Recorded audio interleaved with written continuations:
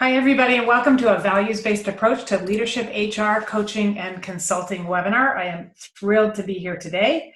And before we get started, officially, I'm just going to let you know that this is being recorded, just so you know that. But I want to introduce myself for those of you who have never met me.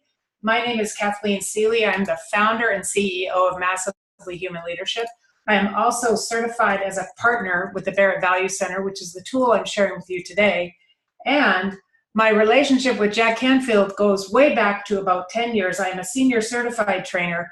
I am the person that helps Jack and Patty lead the Train the Trainer program, and we see how much there's so much synergy between this program and the Train the Trainer program. Jack likes to support this work. So that's me. I'm a trainer, a consultant. I do all kinds of cool things, and I'm thrilled that you're here. And I also want to let you know who's in the background supporting us. This is Carson Grady. He's the Director of Operations. He is also a certified practitioner of the cultural transformation tools, but he's also certified in the success principles and the Canfield methodology. Carson finished his certification last year with Jack Canfield. So today is really all about showing how these two tools merge together so nicely for a coaching or a consulting or a leadership practice. So that's your team for today. I just want to go through a few details, some odds and ends for you. Please have a pen, paper, and page 4 of your personal values survey handy for this call. Download and print the optional handout link sent to you in your reminder email if you want to have the handouts. They're useful, not necessary. The link to the PVA, Carson will pop it in the chat right now if you haven't done it yet, and your results come back to you immediately. So if you haven't done your survey yet, just do it now and you'll get your results by email right away. As well, I said before, this will be recorded and you'll be sent a link for the replay if that interests you. And for those of you who couldn't make it for the live call, you're listening to this later, welcome, I'm glad you're here. This session, this webinar will be about 60 to 90 minutes. And then after that, we will stay on live if you'd like to have any questions answered, any Q&A. Also, I want you to know that Carson is actively monitoring the chat. If you have any questions, just pop them in the chat and he will alert me to a question I need to answer right now if it's urgent, and we'll see where this goes. So feel free to ask questions if things aren't clear.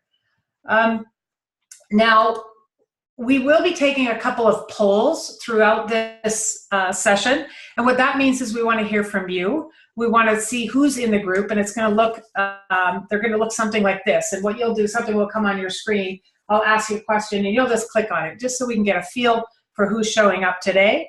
These are also, this next slide is your handouts that we sent you, and I'll be referring to these through the session. If you don't have them printed, it's okay. I'm going to have them up on the screen, but they're always helpful, especially if you go back and watch the webinar again. I find many people find a great deal of value in looking at it again because there's a lot of content. So my plan for today is to do an overview of the values, to explore your PVA, which is your personal values assessment. You're going to get used to a lot of acronyms here. We use a lot of acronyms. I'm going to show you the business pitch, how I pitch this work to my clients, be they coaching, personal growth coaching, life coaching, or executive coaching, or corporate interventions, and how I use the tools. I'm going to talk about certification. That's the whole point of our webinar today, is to let you know how to be certified if that interests you, and the kind of support that we provide our grads post-certification. So this is a very meaty webinar. There's a lot of information to cover. But before we get into it, I'd like to offer our first poll, and I want to ask, who's here?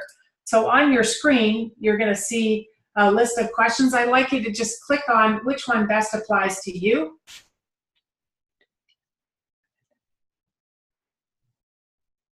All right.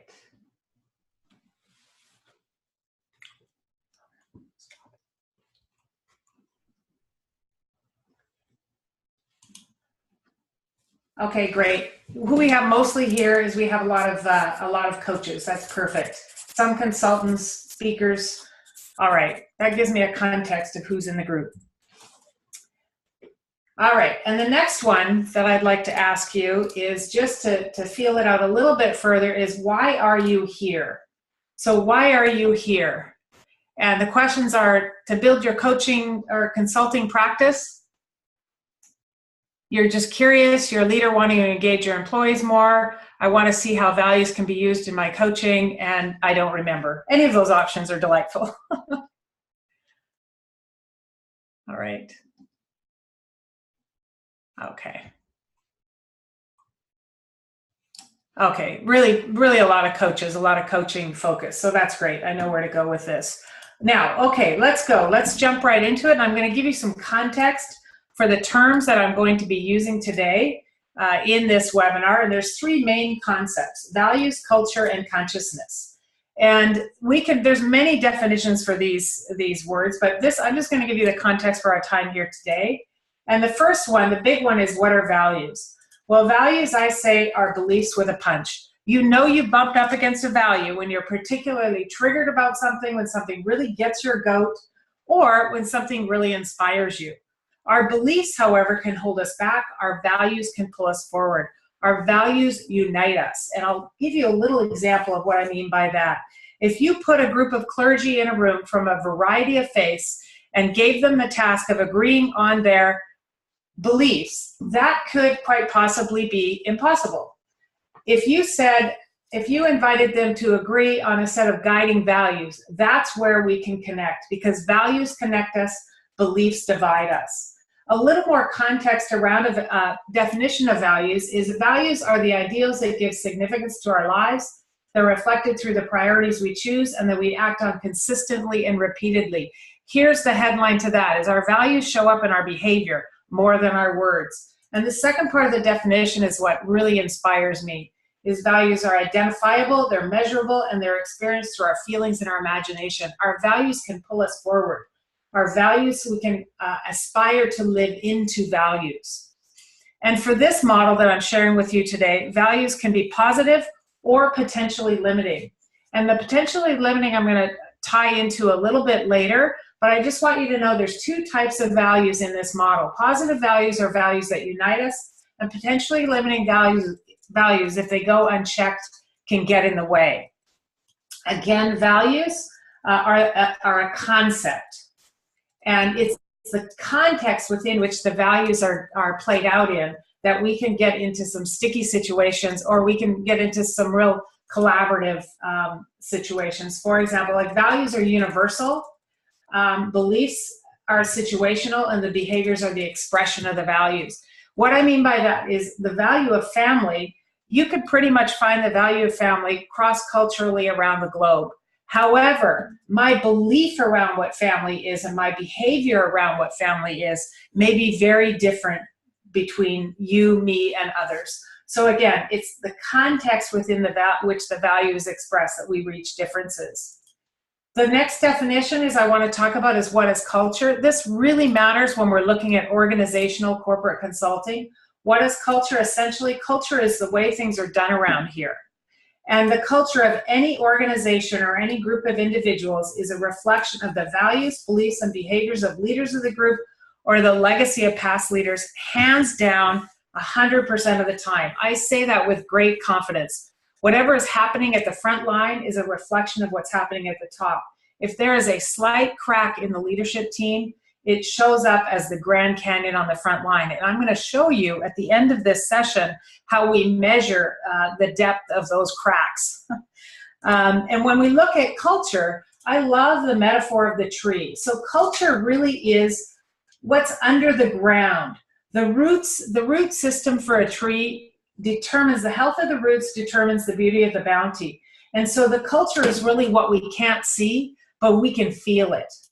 And over time, with organizational culture, personal development, my own development, yours, things change. We go through seasons, we shed our leaves, but notice the root structure stays similar and we have new growth. With culture change, individual change and transformation, that's what this work does, is we want to nurture the soil so that we can adapt to changes and thrive through these changes. The next word I want to lay context for is consciousness. Now, consciousness, also level of development or awareness. But what is consciousness for our purposes here today? Consciousness is awareness with a purpose. And here it is: to attain, maintain, or enhance internal stability and external equilibrium. It's really about attaining a level of awareness is to survive. We need to, if we can't attain awareness, we can't survive. Maintaining is status quo, and this tool helps you enhance your internal stability and external equilibrium. So those are the three main concepts I wanted to share with you today. And now I'm going to introduce you to the model itself. So, and you know, this goes pretty quickly, which is why you're going to probably want to watch this again or get more information from us. But the model, I want to give credit to the creator of this model. This is Richard Barrett, and Richard worked for the World Bank for years, and he is an engineer. And what he did is he looked at organization and culture transformation. He designed these cultural transformation tools, and they measure individual, leadership, team, organization, and national consciousness. But let's talk for a moment about where he, sort of the roots of his work and the roots of much of this work when we look at consciousness and development. It's really grounded in Abraham Maslow's work, in Maslow's hierarchy of needs. And just to review Maslow's hierarchy of needs very quickly, is at the very foundation, we have what's called our deficiency needs. And these deficiency needs are in red. We have physiological needs, which is for food, air, water. We have safety needs. We need to know that we're not going to get eaten at the watering hole. And we have a need for a sense of love and belonging. Now, these are called deficiency needs because we gain no sense of lasting satisfaction from being able to meet the needs. However, if we have a sense of anxiety if the needs aren't being met. So for example, if we don't have food, there's a little anxiety there. And then when we build up, Maslow suggests that if we build a strong foundation of our deficiency needs, we then can move into self-esteem. And self-esteem is really, you know, how we see ourselves in the context of our cultural upbringing. And at some point in our development, usually in our mid to late 30s, we then do this thing called we transform or transcend, and we have growth needs, a need to self-actualize. And when these needs are fulfilled, they do go away, they engender deeper levels of motivation and commitment. So this is Maslow's hierarchy of needs, and what Richard did is he didn't necessarily contribute anything new to the world of developmental psychology. That would be Abraham Maslow really laid the groundwork for that. But what Richard did is he identified values that were present in each of these levels of development, and he also expanded self-actualization into 3 levels of consciousness. So rather than calling it hierarchy of needs, he identified 7 levels of consciousness or development. And how this morphed into his work is he sees that he can identify values present at every stage of psychological development. And one of your handouts really maps this out very nicely for you, which I'm going to pull up in a moment on the screen. He also suggests that the values choices can give an indication of what stage of development an individual, a team, or an organization is operating from. When you look at your personal values assessment on page 4, you see the results of the words that you chose. And that's important because it helps you see where you are in your own development. We can identify our basic needs and our growth needs through this tool, and also it can help us see where we might be holding ourselves back individually and organizationally.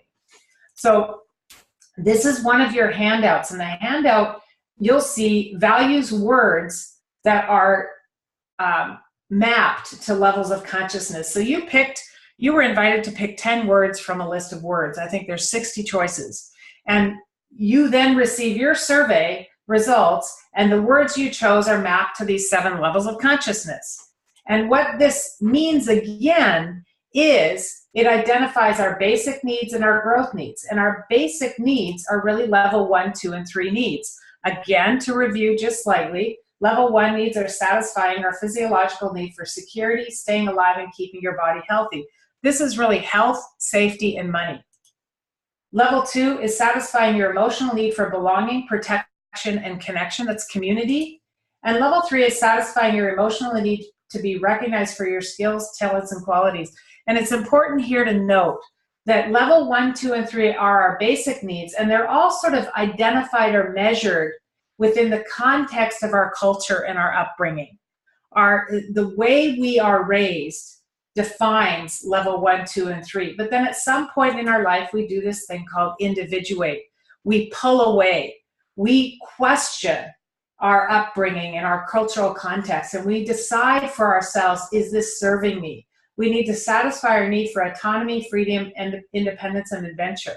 And what we do is we question this. This is not, individuating is not teenage rebellion.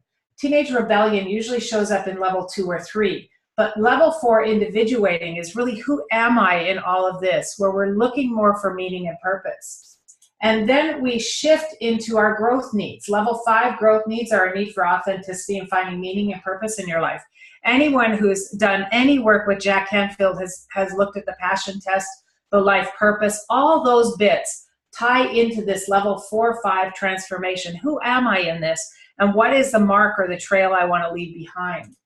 And then we move into level 6 and 7, which are really more about service. And it's satisfying our need to actualize our purpose by influencing or impacting the world around us. And for those of you who are coaches, consultants, leaders, HR professionals, any of those, that's what we do in our work, is we share who we are at a level 6 level of consciousness. And finally, generally around late 50s, early 60s, we move into level 7 consciousness, which is satisfying our need to leave a legacy and had led a life of significance that will be remembered. So again, this is our personal evolution of personal consciousness. And at any given moment in time, our values are a reflection of our unmet basic needs down here and the growth needs associated with the stage of psychological development we've reached. Now, don't panic if this is feeling overwhelming, because I'm going to continue to unpack it step by step for you. And then you're going to look at yourself in your own survey. So here again are the 7 levels of consciousness. And you'll notice here the psychological stages of development. Level 1, 2, and 3 are really about surviving, conforming, and differentiating.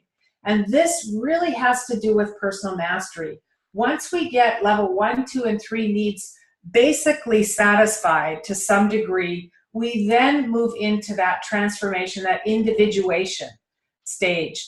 And then we move into internal cohesion, who am I in the world? And then external cohesion, how am I going to serve or connect with the outside world?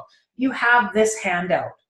Okay, so now let's look at, remember I talked about potentially limiting values, and we have potentially limiting values, and the only place that they show up is in level 1, 2, and 3.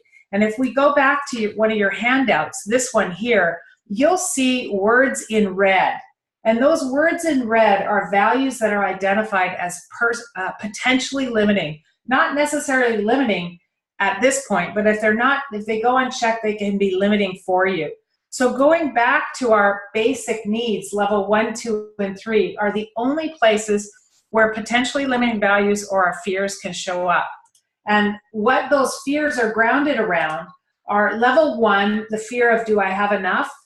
Level 2, am I loved enough? And level 3, am I enough? And nowhere in level 4, 5, 6, and 7 do we find potentially limiting values. So this is really, in our personal coaching practice, organizational consultation, and our own awareness, this is where the work is. And this is where our next steps lie. I'm going to explain that a little bit more by showing you some samples of personal values assessments, and I'm hoping through these examples you can see yourself. So let's take a look at your survey. And again, if you have any questions, just pop them in the chat and Carson will do his best to answer them. So when you read your survey, you'll notice this is mine and this is my dot plot. And the first thing I want you to notice is the words that show up are in alphabetical order. The computer doesn't know which is your number 1 value, which is your number 5 value. They show up in alphabetical order. So just notice that. The second thing I want you to notice is that the number that corresponds to the word is the level the value is located. For example, wisdom is a level 7 value. So I just want you to orientate yourself to your dot plot by recognizing the words are in alphabetical order and what level that value is located. The next thing you're going to look at is you're going to look at, do you have any white dots? And I'm going to show you a couple of examples of surveys in a moment that have white dots and explain that a little bit further. But the white dots are potentially limiting values, and they will show up as a word with an L beside it on your list. Potentially limiting values aren't necessarily limiting you at this moment, but they can if they go unchecked. All right, and then the next thing I want you to notice, are there any empty levels in level 1, 2, and 3? And like I said, in a moment, I'm going to show you examples. Don't think you have to remember all these prods in this moment. But if there's empty levels in level 1, 2, and 3, it means one of two things.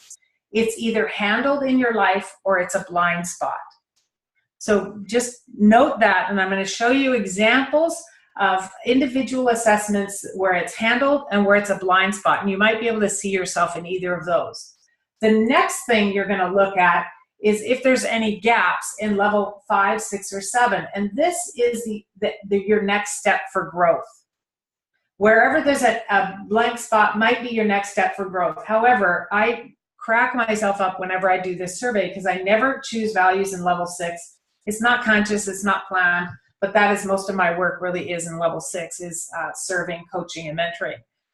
All right, so the next thing I want you to look at is where is the concentration of most of your dots? And mine you'll see are on level 7, and this makes perfect sense to me because I'm really in a stage of my life, I just turned 54, but I've been really focusing on legacy and the trail I leave behind, and those are 11-7 values, really about legacy, long-term focus, compassion, and vision. And I notice that's where a lot of my energy is being spent now. But let's look at how this shows up for other people. And Carson was gracious enough to share his survey with us. He's allowed me to put his name on the survey to show you the differences in how the plots might show up. And during these next examples are areas that you might see yourself in. So when we look at Carson's results, you might see that he has more of a concentration in the lower 3 levels. And remember I talked about that this was grounded in developmental psychology. We grow in stages, we operate on levels, and we live in worldviews. And Carson is 26 years old. So he has a lot of values clusters at the very foundational part of the model. And that's just developmental, that's his age. He's building his empire, so to speak, finding his groove. And if we look at, notice the white dots. And these white dots, if I map them down to his survey, one is being liked, one is caution, and one control. So we can learn a lot by just looking at the words, the values choices. But remember, my definition, how I would describe these words are different than Carson's. So if you're coaching someone with this tool, you want to ask them, what does this word mean to you? Because it really matters what it means to them, not what it means to me. I just want to make note of that. But if I just look at this plot, I see being liked as a level 2 value, and he also has achievement and ambition as level 3 values. And just, I can make up a story in my mind about these that they could possibly conflict with each other. The value of being liked might get in the way of ambition. So he might be balancing these two values with, now that he's done a survey, he can do it consciously and recognize when it's appropriate. And then if we look at caution, caution is a level 1 value, and it could bump up against ambition. Because if he's overly cautious, he might be not willing to take risks. So I'm just making those stories up. It's up to him to decide what his story is.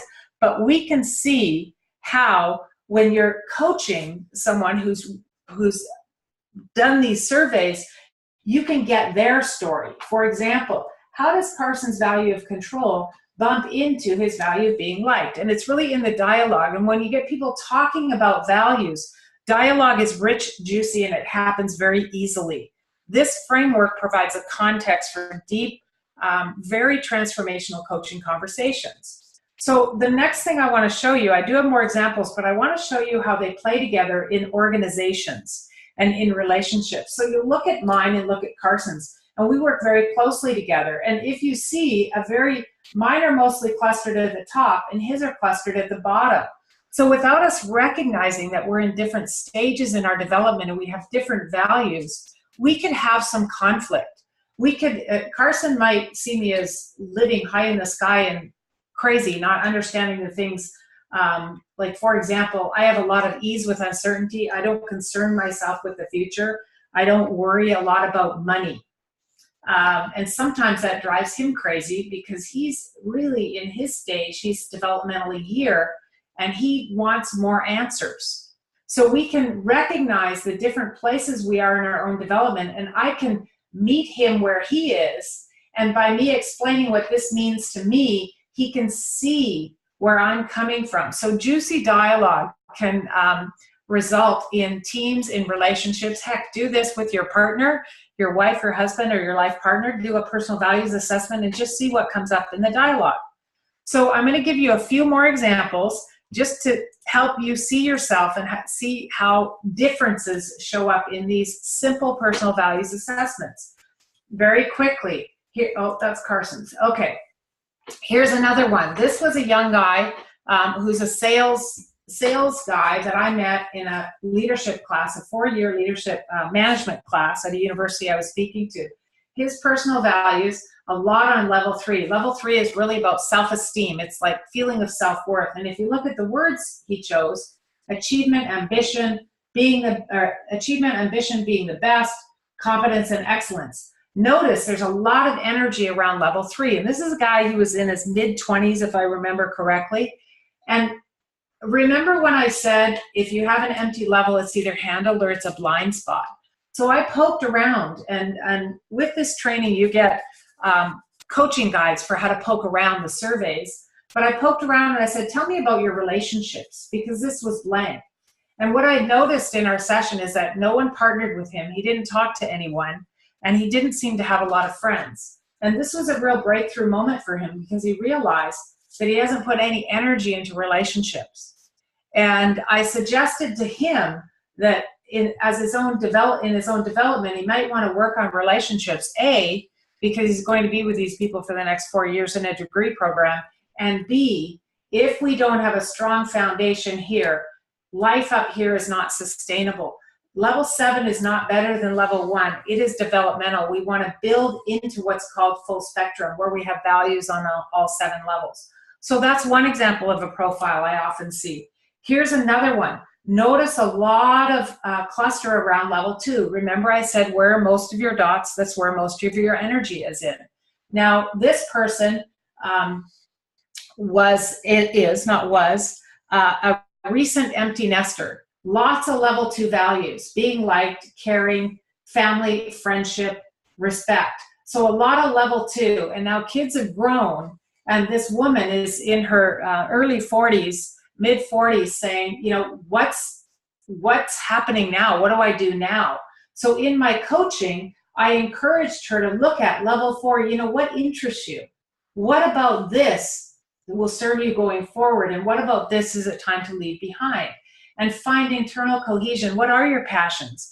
What really do you want? What do you want to do with your life? And then she can get really grounded in this, and level 6, make a difference from a place from the inside out.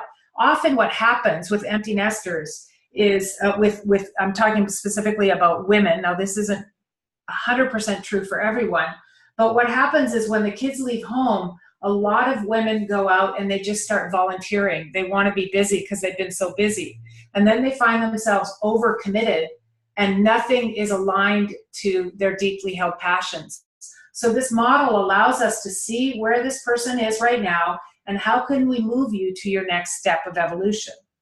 Here's another one. Now this is an interesting plot. We have a lot of energy up here. But remember when I said if we don't have a strong foundation, this is the level 1, 2, and 3 is really the roots to the tree. If we don't have a strong foundation, this is not sustainable. And this value of being liked really stands out for me. It's potentially limiting. So this person is a person who does a lot of charity work, very kind, loving, and generous human. But you know what? Can't pay her mortgage. She doesn't have level 1 handled. Level 2, relationships are really about doing what other people want her to do instead of what she wants to do. Level 3, her self-esteem is tied up into service of others. So really working with this person to help her rebuild her level 1, 2, and 3. So this level 5, 6, and 7 is coming from a place of purpose and consciously designed. Here's another one. This is the last example I'm going to show you, and then I'm going to move into the model itself and the tool itself. So this is an example of a guy, a man he was in his 50s.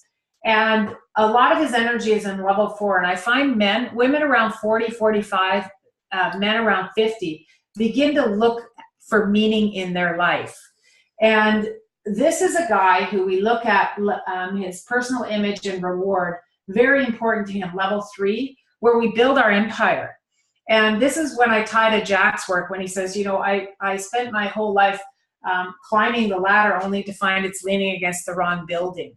So this person here in particular, the blank level 2 was really a blind spot. He wasn't really good. He didn't really have a lot of strong relationships, but was really seeking meaning in his life and was feeling like, okay, I've got this handled, but I need to move away from identifying myself with my job. So a lot of juicy coaching can happen just with these words and these conversations. So I hope you were able to see yourself just a little bit in your PVA. And now what I want to do is connect the dots between Richard Barrett, Jack Canfield, and myself. So because I've worked with Jack for so long and working with his, in his Train the Trainer program, about 5 years ago, I became a training partner with Richard Barrett. And I saw a lot of synergy between the two tools and processes. And what I did is I took my Train the Trainer certification, my work, and I connected it to Richard's values work, and I use it in my consulting practice consistently. So there was a time, oh gosh, I'm thinking it was 3 years ago, Jack said, you know, your work is really interesting, Kathleen. I think I'd like you to do this work with my team. So Jack actually hired me to work with him and his team for a 1-year project where I introduced him to this values model and all my other work and showed him how I integrated my work with his work. And the result of that was his team became much more collaborative. They noticed that they work even better together. They're more aware, more conscious. Their relationships are better. And he said, you know, I really love this work. I think we need to promote it as part of the Train the Trainer program, or at the very least, some kind of awareness. So he said, well, how do you really tie these two pieces of work together?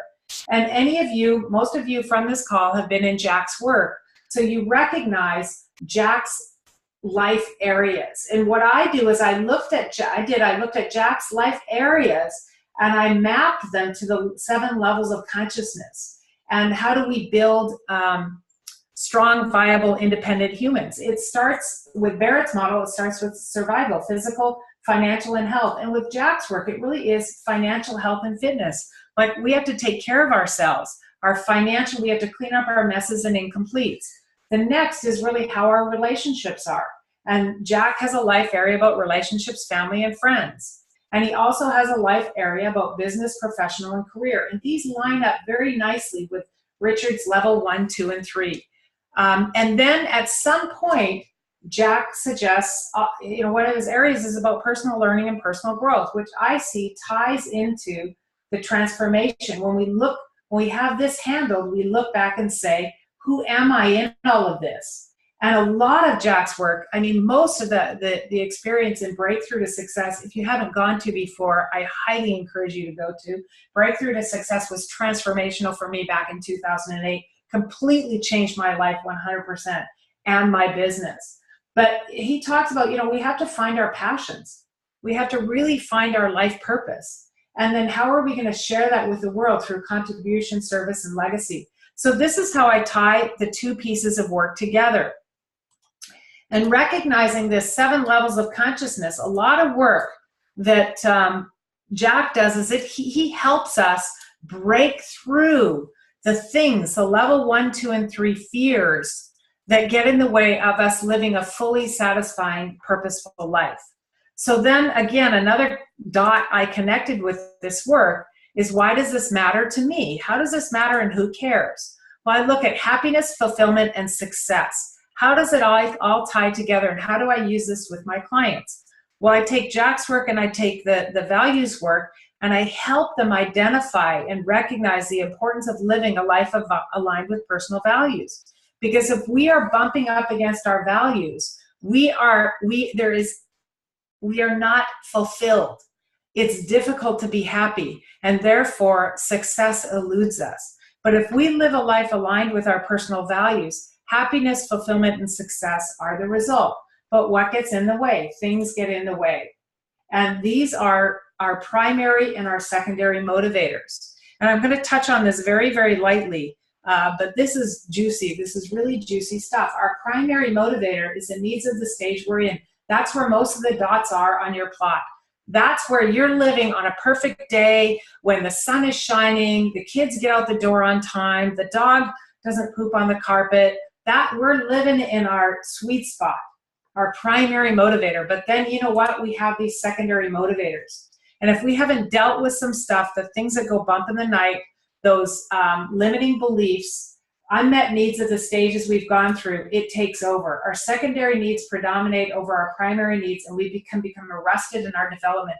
We can block our own evolution. So who cares? What does this matter? Well, this matters for us personally, and it matters when we coach others. And I'll tell you why.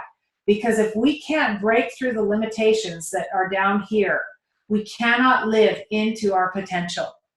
And level 1, 2, and 3 really is about personal mastery and noticing those things that go bump in the night and the things that get in the way.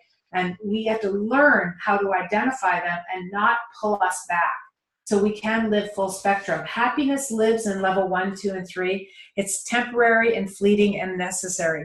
Fulfillment lives in level 5, 6, and 7. We know we're living our passion and our purpose when we're willing to stick to something through the tough times. And this model helps people see themselves in their own evolution and the parts of themselves that they might be getting stuck on. And I also say it allows us to see the parts of ourselves we've not yet occupied. So that's a really quick, high-level overview of this tool and how I apply it and connect it to Jack's work. So now what about if you have a consulting practice and you want to take it into your coaching and consulting practice? Well, here is the business case for the work, also known as the pitch. We hear a lot of talk about engagement. Engagement is the thing. Culture is our new our competitive advantage. And when we look at engagement studies, we see that engagement is low. Many of the studies predict or suggest that 60%, potentially 60% of the workplace is disengaged to some level, and only 40% are engaged. So I suspect that that's not just in our work life, it's also in our personal lives. How many people are just walking around, dead man walking, not alive in their own experience to themselves, to their partners, to their children, and in the workplace? And I call this, I quit, but I forgot to tell you. So how do we re-engage these folks? We want more engagement. How do we do it? How do we create conditions that engender high levels of engagement? Well, this is how it's done. According to this model, and I can tell you I've been working with this work in organizations for 25 years, consulting. And here's how it's done. The first is values alignment, that I can live my values at work. If I can express 4 or more of my personal values on a day-to-day basis, I am highly engaged in my workplace. The second one is that the mission and vision, that the duties are connected to a purpose and I feel connected, that what I do every day matters and it's connected to a higher purpose. The third criteria is really about personal alignment, and this comes down to the leaders. If you are working with leaders in organizations, be it a nonprofit, a charity group, a church, or an organization or corporation, if the leaders aren't walking the talk, then engagement goes down because they're not believable. And the final criteria for more engagement is structural alignment, that the systems support the espoused values. And this is what this tool teaches us to do, allows us to do with our clients. It's a comprehensive toolkit to take individuals and organizations to increase engagement to full alignment and full spectrum. And let me tell you the business case for this. This is the data that I share with my prospective clients that gets their attention. I show them studies, workplace studies, top 40 best places to work. If you'll look at the red line is the best places to work, and the blue line is the S&P 500. If you look at the time frame, 2008 and 9. I like to show this time frame because there was a big dip in the economy. That's called the recession. And notice these great places to work, they dropped in their revenue, as did the S&P 500. That makes sense. They dropped. However, what I want you to pay more attention to is the length of time it took the best companies to work for to recover compared to the S&P 500. A company that is clear on their values, that value their people and their culture, recover quickly and outperformed. It took years to just get back to status quo for the S&P 500. That's one slide, that's one bit of data I talk about, but the other, this one is a big one. If you're looking at working in corporate, most people in the corporate world know the book Good to Great. Good to Great is a top four selling book in the world. And that was what organizations strive to be in the Good to Great. They use that model to improve their business and their business practice. But there's a new study emerging, and it's called Firms of Endearment. And it's a book that's well worth buying. And we'll put the Firms of Endearment, an abstract to that book in the follow-up email, because if this work interests you for corporations, you need to pay attention. But if you look at the length, the returns, the S&P 500, the Good to Great, the Firms of Endearment, over 3 years, we don't see much different between the Good to Great. But over 5 years, the Firms of Endearment begin to pull ahead. But 10 years, they outperform the Good to Greats 10 to 1. This is the business case. But culture transformation is not a one-year project. It's a long-term project. Just as we as humans, we always need to look at ourselves and improve our own self. So do organizations. But over time, this is the business case. And this, I can tell you, gets my clients' attentions. And I work with everything. My clients range from law firms to the guys that pick up the dead porcupine on the highway. All different walks of life I work with, and this work resonates, and these stats matter. So the tools, let me talk a little bit about the tools, and then we'll open it up for questions if you have any. But the tools are, there's so many with this program, but I don't want to confuse you. I just want to talk about a few of them. If you are a personal coach or an executive coach, we have really great assessment tools. We have 2 tools that are 360 assessments for leaders or individuals, and we have another quick one called an individual values assessment. And with these tools, you get coaching protocols, coaching questions, and PowerPoint presentations to run your individuals or groups through understanding their assessment. Then I also want you to know that the tools are customizable. Like I can plant my clients' values in the surveys. There's interpretation guides for everything. It's very manageable, and it provides a roadmap to success. It's pretty clear. The map is pretty clear. Once you have the certification, you understand how to use the tools, and we support you in the use of the tools. So this particular diagnostic, there are many, but this particular diagnostic, the culture transformation tools are one of the most detailed and comprehensive cultural diagnostics and values assessments commercially available to leaders, consultants, HR professionals, and coaches. It's a real locked and loaded toolkit. They are, there's a broad range of surveys that really can serve multitude of needs, from individual coaching, leadership coaching, talent management, diversity. There's so many different iterations of this work and so many case studies for you to take with you.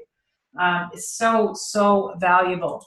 And what it does essentially, though, is it makes the intangibles tangible. It allows us to measure and manage the roots under the ground, the values, the beliefs, the spirit of the organization. We can measure it and manage it. And it provides lead indicators for individual and collective performance. So here's the thing. It allows us to measure and manage culture. This is essential because people recognize, leaders are recognizing all over the world that culture is our competitive advantage. So why do my clients love these tools? Because the surveys are short, they're quick. They're customizable. Up to 30,000 people can participate. So anywhere from an individual small group to very, very large multinational organizations. There's unlimited demographic cuts that you can put sorry about that, that you can put into the survey. Hold on, put that a little too far ahead there. It's very cost effective. You can identify hotspots. I'm going to show you a couple of quick high level views of that. Very fast turnaround, translated into 50 languages. Responses can be anonymous. That is a really, really big, important function. And the tools are well tested and statistically valid. I want to share with you that I am one of 50 people in the world who can certify others as practitioners in this tool. There are about 5,000 certified practitioners in the world. We have done, well, not me, Richard Barrett, the tools have done more than 90 national values assessments. For example, Canada just participated in a full-on values assessment using this tool. So it's very robust, but it's also, we're also able to use it in very small groups and individuals. So all the tools you need for small and large group transformation, anywhere from a cultural values assessment of 21 people up to 30,000, small group assessment 6 to 20. This tool works with mergers and acquisitions, which I'm seeing a lot more call for this tool for M&As, and leadership team values assessments. I use the Leadership 360 with all of my clients, and I use the individual values assessment I spoke about, well, I'm going to speak about a little more in a moment, with large group trainings that I do, and I'll give you an example of that in a moment. But the individual values assessment asks 3 questions, and I'm going to show you what they look like. With your personal values assessment, you were just asked to select 10 values or behaviors that reflect who you are, not who you desire to be. But the tools that you can access when you're certified they go much deeper. They ask a second question. Please select 10 of the values or behaviors that from your own experience best describe how your organization currently operates. This creates a current state analysis based on values where the organization is. And then it asks, please select 10 of the values or behaviors that you believe are essential for the organization to reach its highest potential. This is the possibility. Where do you think we should be to reach our highest potential? There's 100 organizational values to choose from, and we also pop in, if a company has their own values, we pop those into the survey, and 80 personal values. And what this shows us is in the personal values, it's really the potential in the organization, what's important to the employees. The current cultural values is where's the energy going, and the desired values is what people dream about. And this is what a plot looks like. This is an individual values assessment. So there's more reports that come with it, but I just want to show you just to get a taste of how the tools look. This first category are the top 10 values that are important to the person in their personal life. The second plot is how they experience the current culture. And the third is what they individually think is necessary for the company to reach its full potential. And then the words are mapped. And we teach you how to read these plots. It may look like a bunch of dots and colors and lines, but we teach you how to read these so you're able to develop a roadmap for your individual client and your organization to get from where they are to where they want to be. So this is just a view of what they look like. This is the person's current culture, one individual's current perspective of what their organization is. This is another one. And you'll notice on this one, there's some white dots. Caution, hierarchy, internal competition, short-term focus. This is how, when people choose potentially limiting values, this is how we measure dysfunction. And without going into too much insane detail about how we do that, I just want you to know that we're able to give a measurement of the level of dissatisfaction with an organization just from this simple tool. And this survey takes 10 minutes on a really slow day. I use this in my coaching practice. I use it with 100% of my clients. I use it in live and online training. And this is how I enter into larger culture transformation initiatives. This is how I introduce the work. For example, on May 17th, I did a full day session with 75 leaders, and they all completed an individual values assessment so I could help them see themselves in their values and their organization. It was a huge success, so much so that they want to go into a larger culture transformation initiative. So this is how I get in the door. So then we look at a cultural values assessment. Now this is how it goes from individual to organization. And I am not going to go into a whole bunch of detail with this. But what I want to show you is the transition from one person completing a plot to a number of people completing a plot. And the thing I want you to note here, you have this handout, but there's different values choices for organizational consciousness. Just so you know, we look at it differently. And I teach you how to look at those differently. And there's different values that we want to look at for building organizational consciousness. I worry about, oh, hold on a second. I don't know.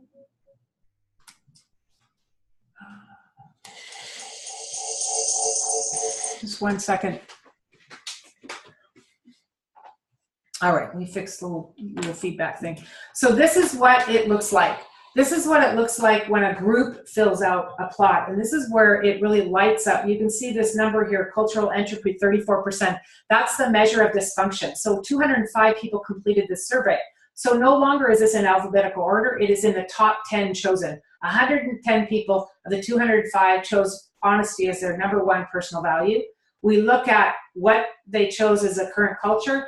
80 of the 205 chose job insecurity. That is the number one selected current cultural value. There's a lot of work to be done here, and it shows us where the dysfunction is. Level 1 dysfunction is really about foundation, financial, health, and safety. Level 2 dysfunction is about relationships. Level 3 is about efficiencies and productivities. So the words change ever so slightly when we're looking at an organizational plot. But just to give you a feel, that's what it looks like.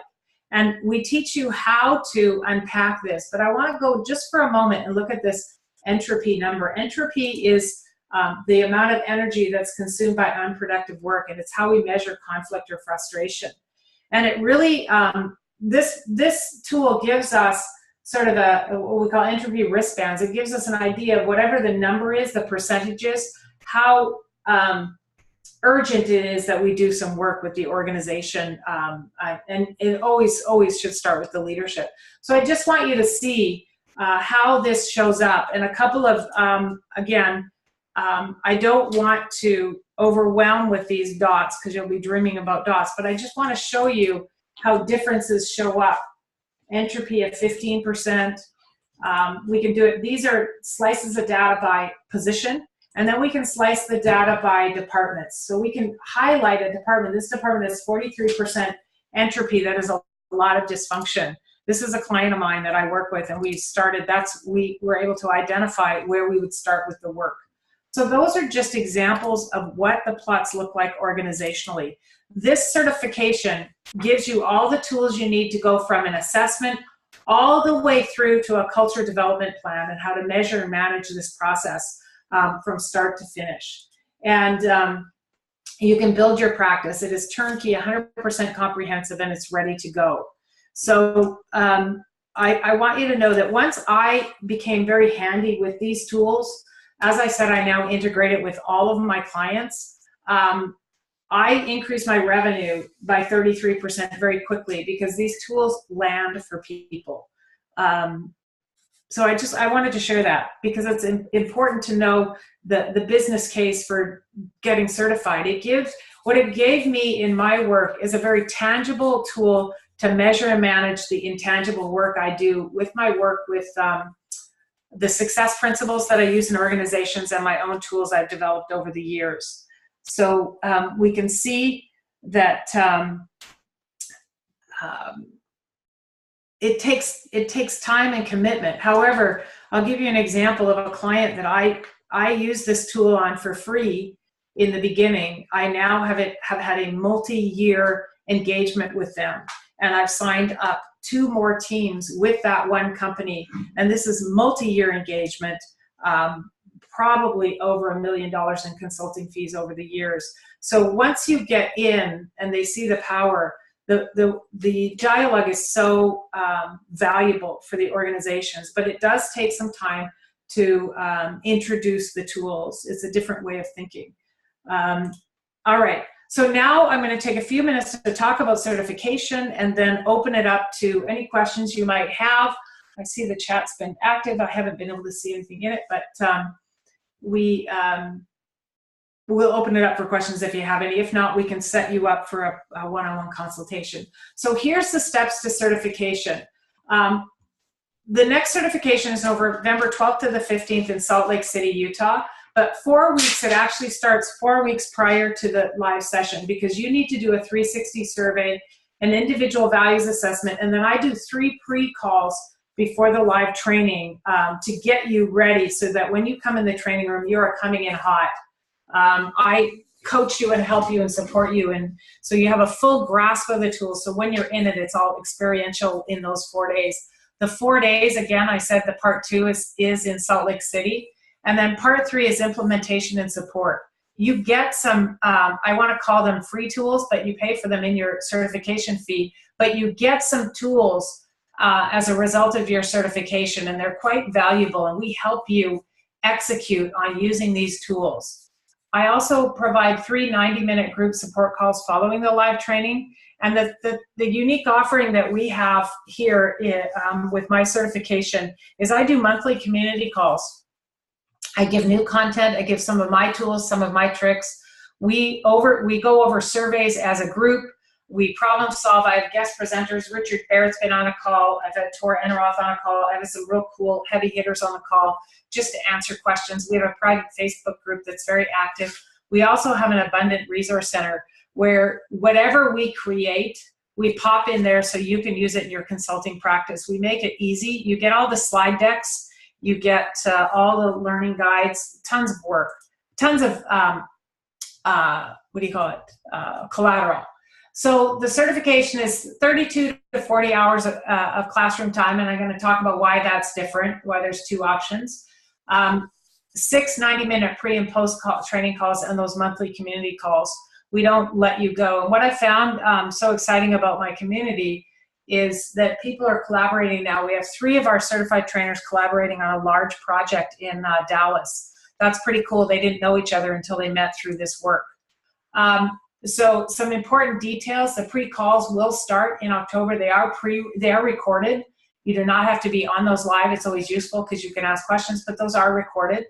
The live training is in Salt Lake City, and there's 2 options. The live training is $54.95. These are US dollars.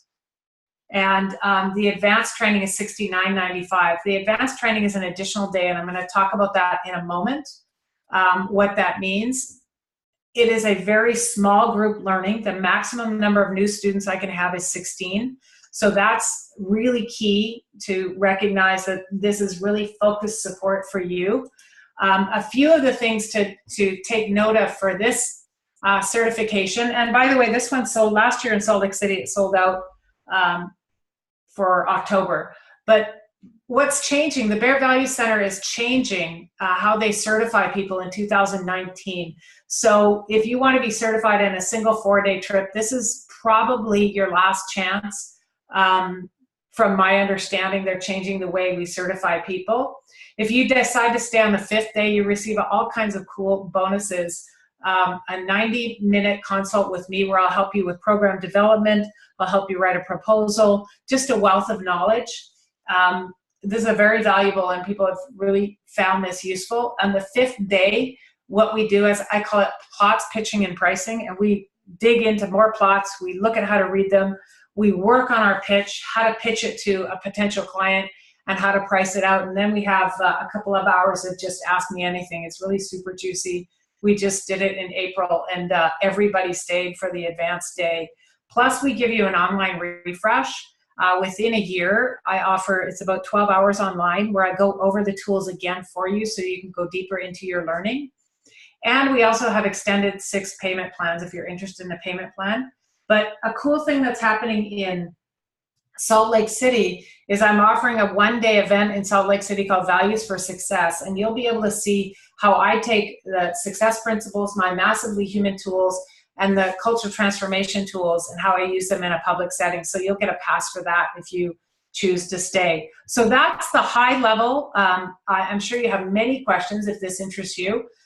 If you want to discuss how you can take your organization, team, or coaching and consulting practice to the next level, we invite you to call the Canfield team. They're there, they're standing by. They've experienced this work themselves. They've been my victims many times, and as well as I present this material in the Train the Trainer class, and they support this 100%. Here's a number to call. You're also going to get the number in the follow-up email. So before I close up or end and open it up to your questions, I'm curious to know how your experience was on this session. I always modify based on feedback. So curious to know, Carson's going to pop a few questions up on the screen. You can rate it either as perfect, you understood all aspects, great, lots to learn, but it was interesting, good, same as great, some was great, others not needed. I got a lot, I got lost a few times, that's always a good one, and too much info, I'm confused. So just looking at where you are on that, that's great. And if you stay, all right, thank you. Great, okay, so now with that note, I would like to say thank you for your time. Thank you, Canfield team. I know you're in the background there. I love you so much. I really appreciate your support with this. And those of you who are on the call, if you want to stay for a Q&A, what we're going to do is promote you so you can ask questions if you like verbally. So, and if you don't want that, just sign off now, because we are going to open it up for questions, and we will record the questions as well. So thank you so much for your time and attention. I know our time is valuable, and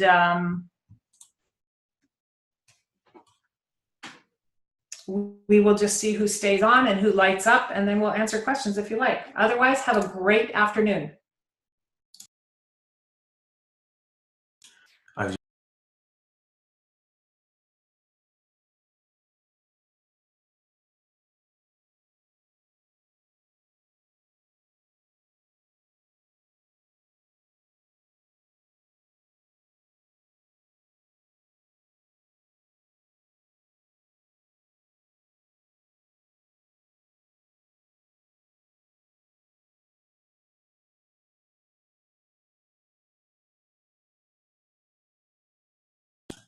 Okay, we'll just promote you all to ask questions if you like, and let's see where it goes. I am here. I am standing by.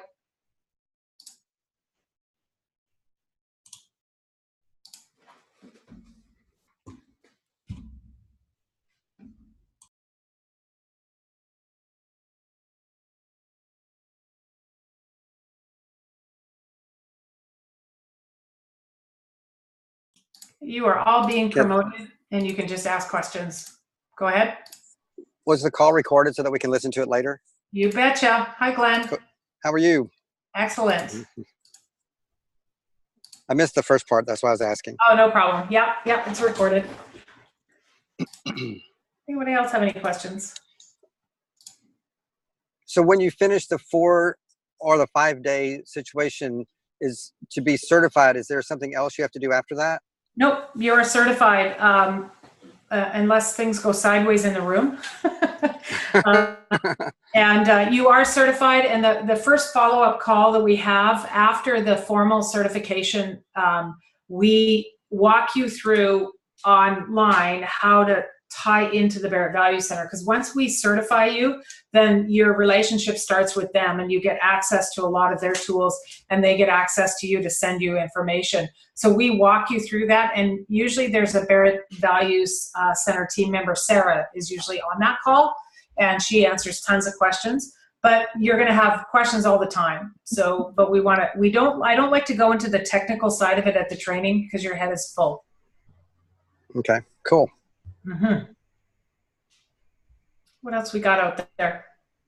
Kathleen, talk more about diversity education with organizations. I tend to work with court organizations, and there's been a lot of bias work that I've done with them. Used the IAT test a lot.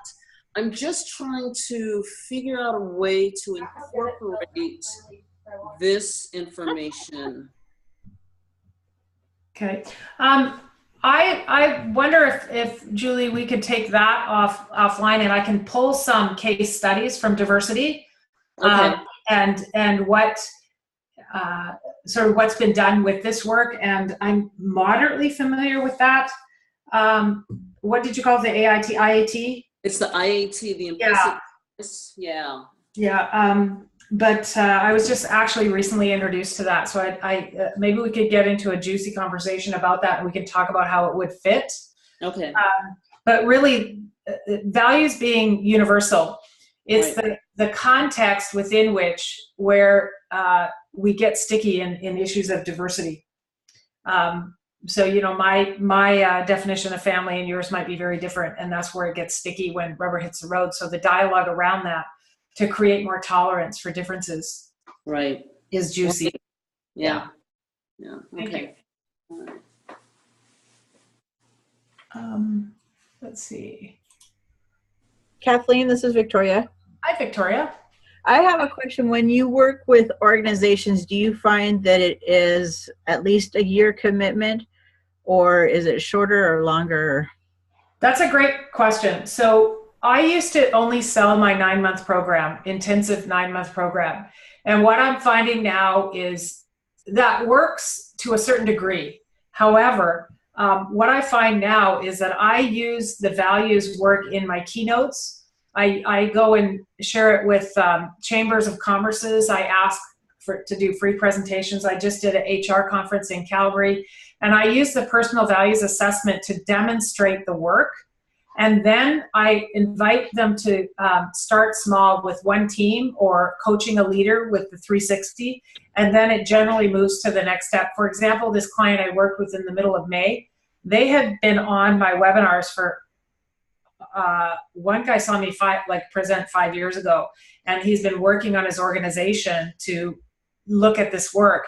And finally, I was the speaker for a full day at their annual leadership conference, and there was so much engagement in it. And what I did is I did individual values assessments with the senior executive team before the large group, and that got them enrolled. So I'll do a lot of IVAs. The individual values assessment is only $40. Mm-hmm. So I do a lot of those free. I just comp them, and I introduce people I help them see themselves in their own development, like with these, let me see if I can pull one up. This here. This is really when people see themselves, and I walk them through their own experience. They then say, well, how does this apply to a team, an organization? And so that leads to longer term engagements. Like most of my engagements end up being multi-year, to be honest. But I'm not suggesting that that's a guarantee, but because the work is so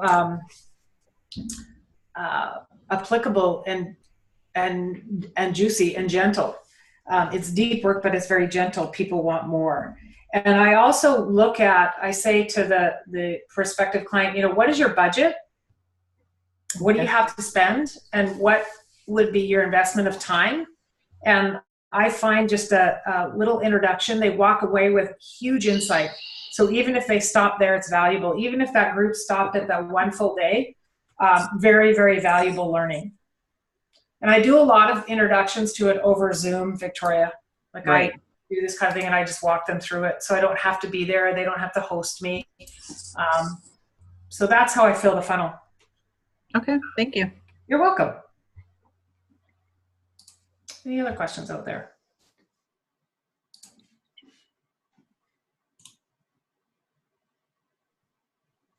All right.